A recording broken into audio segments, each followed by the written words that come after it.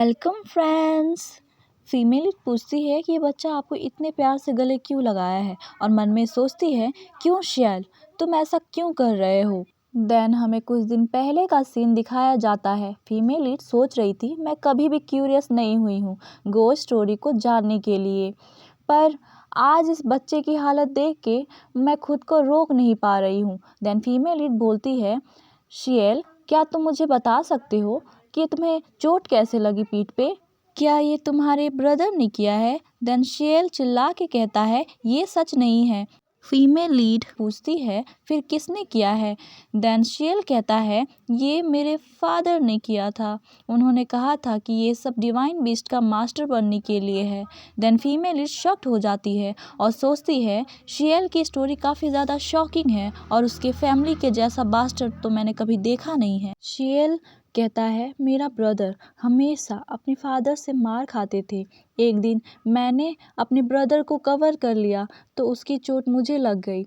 और शेल बताता है कि एक डिवाइन बेस्ट का मास्टर तभी बन सकते हैं अगर वो पर्सन नफरत, घृणा और क्रोध से गुजरा हो, और इसके लिए काफ़ी पीढ़ियों की डेथ भी हुई थी उस फैमिली में। और अभी के समय जो पैट्रियार्च की पोजीशन है वो भी इसी तरीके से आगे बढ़ेगी। देन शियल कहता है जब हम प्रिजन में थे तो मेरे ब्रदर को तभी जेल से बाहर निकाला गया था जब मेरी डेथ हो गई थी। देन फीमेल लीड मन में सोचती है सच में सेफ्रा फैमिली पागल है, मुझे इस बच्चे के लिए बुरा लग रहा है और सोचती है मुझे एटलीस्ट इस बच्चे को बहुत सारी कुकीज़ खिलानी चाहिए और कहती है ये लो खा लो। एंड शियल कहता है wow thank you. Present day का सीन दिखाया जाता है। हमारी फीमेल लीड ये सब अपनी मन में सोच ही रही थी और मन में कहती है मुझे समझ में नहीं आ रहा है, उसे अपने फादर से नफ़रत करनी चाहिए तो शियल उसे गले लगाया है जिसने उसे मौत के कुएं में फेंक दिया। देन तभी ड्यूक कहते हैं शियल। देन पूछते हैं क्या ये रो रहा है? देन फीमेल लीड कहती है यस। देन ड्यूक ये सुन के अंदर ही अंदर इमोशनल हो जाते हैं। देन आर्शियन कहता है गुस्से में क्या आपको कुछ नहीं कहना है? देन ड्यूक कुछ भी नहीं कहते। देन आर्शियन गुस्से से अपना मुक्का टेबल पे मारता है और कहता है सच में कुछ नहीं, जिस बच्चे को तुमने अपने सामने मरवा दिया तुम्हें कुछ नहीं कहना है। देन ड्यूक कहते हैं हाँ तो क्या मुझे कुछ कहना चाहिए? देन आर्शियन को बहुत भयानक गुस्सा आता है एंड फीमेल लीड कहती है थोड़ी देर के लिए शांत हो जाओ। देन आर्शियन कहता है अपने काम से काम रखो। देन फीमेल लीड कहती है मेरी कोई इंटेंशन नहीं है फैमिली मैटर में पड़ने का, बट दिखाई नहीं देता तुम्हें कि शेल अपने फादर को प्रोटेक्ट कर रहा है और कह रहा है वो माफ़ी चाहता है। देन आर्शियन कहता है पर क्यों? देन शेल कहता है इसमें फादर की कोई गलती नहीं है, मुझे पता था कि मेरे पास कुछ ही महीने हैं जीने के लिए।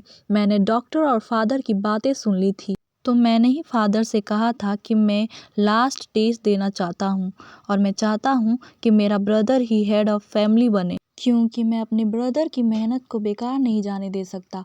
और मेरी डेथ मेरी फादर की गलती नहीं थी, वो मेरा फर्स्ट टाइम था जब मैंने अपने फादर को रोते हुए देखा, मेरे फादर रो रहे थे। देन फीमेल शेल की सारी बातें आर्शियन को बताती है। देन ड्यूक कहते हैं अब मैं इन सभी चीज़ों से थक चुका हूँ, अब मेरी लाइफ में अब इन चीज़ों का कोई मीनिंग नहीं है। मुझे ये तब समझ में आया कि क्यों मेरे पूर्वज अपनी डेथ चाहते थे।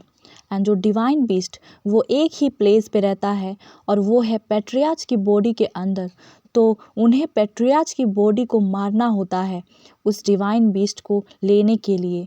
सो बहुत ही यूज़लेस चीज़ होती है फैमिली इमोशन। और कहते हैं बचपन से ही टॉर्चर झेलना और अपने यंगर ब्रदर को अपनी आंखों के सामने मरते हुए देखना, ऐसी चीज़ें ही तो तुम्हें अपनी इमोशन से दूर ले जाती है। और जो तुम्हारे अंदर के गुस्सा, घृणा और नफ़रत मुझे मारने की हिम्मत देगी सो मुझे मार दो और मेरे अंदर से वो डिवाइन बीस्ट का एग ले लो, तो यही है तुम्हारी ड्यूटी। एंड हमारी फीमेल लीड ये सारी चीज़ें सुन के अपनी मानसिक संतुलन खो बैठी थी और सोचती है वेट ये सब क्या चल रहा है, क्या मेरे लिए ये ठीक रहेगा कि मैं ये सब सुनूं? और मन में रोने लगती है, कहती है मुझे घर जाना है। देन मेंशन का सीन दिखाया जाता है। हमारी फीमेल लीड कहती है ब्रदर रावी। देन रावी कहता है क्या है? देन फीमेल लीड कहती है तुम क्या कर रहे हो। देन रावी कहता है क्या तुम देख नहीं सकती हो। एनीवेज क्या है, वैसे तुम यहाँ नॉर्मली तो नहीं आती हो। देन फीमेल लीड कहती है मैं तभी यहाँ आऊँगी ना जब आने का कोई रीज़न हो। देन रावी कहता है क्या रीज़न है। देन फीमेल लीड कहती है ब्रदर, किस तरीके के पर्सन है हमारे फादर। देन रावी कहता है ये तुम क्या कह रही हो, तुम सबसे ज़्यादा क्लोज हो फादर से। देन फीमेल लीड कहती है मेरा मतलब है बायोलॉजिकल फादर से। देन रावी कहता है बायोलॉजिकल फादर, पर अचानक से क्यों। देन फीमेल लीड मन में सोचती है आई वंडर कि क्या वो पर्सन बुरा है, बिल्कुल दूसरे यूनिवर्स के फादर की तरह। मैंने ये भी कभी नहीं सुना कि कमीला ने अपने फादर को कभी मेंशन किया हो। देन रावी कहता है मुझे याद नहीं है, पर तुम अचानक से इतनी क्यूरियस क्यों हो, और तुमने हमेशा से कहा है कि जो रिंग लॉस्ट हुई थी वो फादर ने मदर को गिफ्ट किया था, बस मुझे इतना ही पता है। देन कहता है मुझे और भी काम है तो तुम अभी यहाँ से चली जाओ। देन फिर से फीमेल लीड कहती है ब्रदर रावी क्या तुम बिजी हो। देन रावी को भयानक गुस्सा आता है और कहता है क्या तुम्हारा दिमाग ठीक है, अगर तुम्हें कुछ कहना है तो कहकर ख़त्म करो ना, मैं बिजी हूँ समझी। देन फीमेल लीड प्यार से कहती है क्या मैं तुम्हारी लाइफ और भी ज़्यादा बिजी बना दूँ।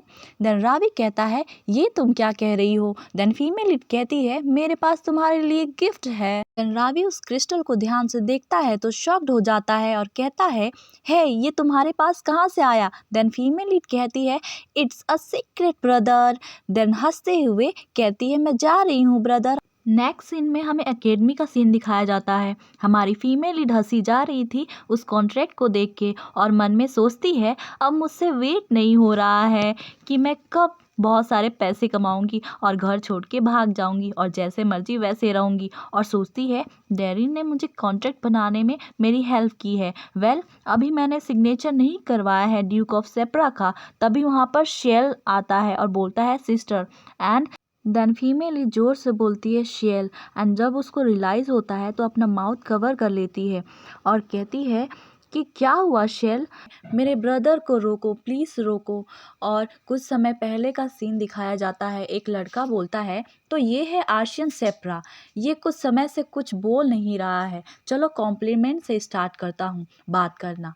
एंड किसी लड़के से कहता है हे तुम्हें पता है ड्यूक ऑफ सेप्रा वो काफ़ी अमेजिंग है ना, उनका डिवाइन बेस्ट भी और उनके जैसे फादर होना काफ़ी प्राउड की बात है। देन आशिन कहता है शट अप, अगर तुम टॉपिक के बारे में नहीं जानते हो तो समझे। देन वो लड़का बोलता है मैं तो सिर्फ कॉम्प्लीमेंट दे रहा था, ये काफ़ी ज़्यादा वंडरफुल है ना कि तुम्हारे फादर जैसा इस एम्पायर में कोई नहीं है। देन आर्शियन को और भी ज़्यादा गुस्सा आ जाता है और कहता है मैंने कहा ना चुप रहो। वो लड़का कंटिन्यूसली बोले जा रहा था, कहता है ओ मैन कितनी दुख की बात है हम जैसों के लिए जिसके पास इतना एक्सीलेंट फादर नहीं है, वो कितना प्रोटेक्टिव है तुम्हारे लिए, और तुम्हें तो खुद को ड्यूक समझना चाहिए क्योंकि तुम्हारे फादर भी एक ड्यूक हैं। एंड देन तभी आर्शियन उसे पंच मारता है एंड वो लड़का बोलता है क्यों। देन आर्शियन गुस्से में कहता है तुम्हें पता है कि उसने क्या किया है बताओ। एंड तभी से उसे कंटिन्यूसली पंच दिए जा रहा था और सभी स्टूडेंट डर जाते हैं। कोई तो इसे रोको, कोई तो रोको प्लीज़, सब ऐसा बोलते हैं। और लड़का कहता है प्लीज़ कोई मुझे बचाओ। और जैसे ही आर्शियन उसे पंच करने वाला था तो हमारी फीमेल लीड वहाँ पर बकेट ऑफ पानी उसके ऊपर डाल देती है और कहती है अपना दिमाग ठंडा करो समझे, क्या तुम से नर्स रूम में तुम ले जाओगे या फिर मैं ले जाऊं। और ये सारी बातें सुन के सभी स्टूडेंट शॉक्ड हो जाते हैं और डर जाते हैं। देन फीमेल लीड पेट्रो से कहती है सॉरी बट तुम ही हो जिसे मैं यहाँ पर जानती हूँ, सो आगे का मैटर तुम संभाल लेना। देन पेट्रो कहता है एक्सक्यूज मी क्या। देन फीमेल लीड आर्शियन के पास जाती है उसे संभालने के लिए और कहती है और तुम मेरे साथ आओ। और पेट्रो स्टैचू की तरह उन दोनों को देखता ही रह जाता है और सोचता है ये सब क्या चल रहा है। नेक्स्ट सीन में दिखाया जाता है कि फीमेल लीड गुस्से में कहती है गुड जॉब, हाँ क्या हमें खुश होना चाहिए कि तुमने अपना गुस्सा किसी और पे उतार दिया हो। देन आर्शियन कहता है ये तुम्हारा काम नहीं है। देन फीमेल लीड कहती है मैं भी ये सब नहीं करना चाहती हूँ, पर तुम्हारा ब्रदर काफ़ी रोया था, समझे। देन आर्शियन शॉक्ड हो जाता है एंड अपनी ब्रदर की तरफ देखता है और फिर दूसरी तरफ देखने लगता है। देन फीमेल लीड कहती है, ओह अपनी ब्रदर की तरफ तो देखो, अब तुम्हें नहीं देखना है, राइट। देन फीमेल लीड कहती है, या आई नो ये काफ़ी ज़्यादा फ्रस्ट्रेटिंग है, कोई भी इतनी जल्दी किसी को माफ़ नहीं करना चाहेगा। देन आर्शियन कहता है, तुम्हें कुछ भी नहीं पता, समझी। देन फीमेल लीड कहती है, पर मैं एक बच्ची को जानती हूँ जो अपने ही फादर के हाथों ऑलमोस्ट मरने ही वाली थी, एंड ऑफ कोर्स तुम उस पर्सन को मरते समय तक नफरत करोगे। आफ्टर ऑल ये काफ़ी नेचुरल है, और ऑफ कोर्स उस जैसे इंसान के पास भी रीज़न है उसे नफ़रत करने के लिए। मैं उसे रीज़न को समझती हूँ, पर इसका मतलब ये नहीं कि जो चोट उसने दिया और जो तकलीफ़ उस पर्सन ने दिया है वो ख़त्म हो जाएगा। सो गेस कि मैंने उसे क्या एडवाइस दिया। मैंने कहा मुझे अकेला छोड़ दो। देन आर्शियन कहता है, क्या अकेला छोड़ दो। देन फीमेल लीड कहती है, हाँ अकेला छोड़ दो। क्या अब तुम थक नहीं गए? अब तक तुम उस पर्सन को नफ़रत करते आए हो। खुद को परेशान मत करो उस पर्सन को समझाने के लिए, तो एक दिन तुम्हारी नफ़रत भी ख़त्म हो जाएगी।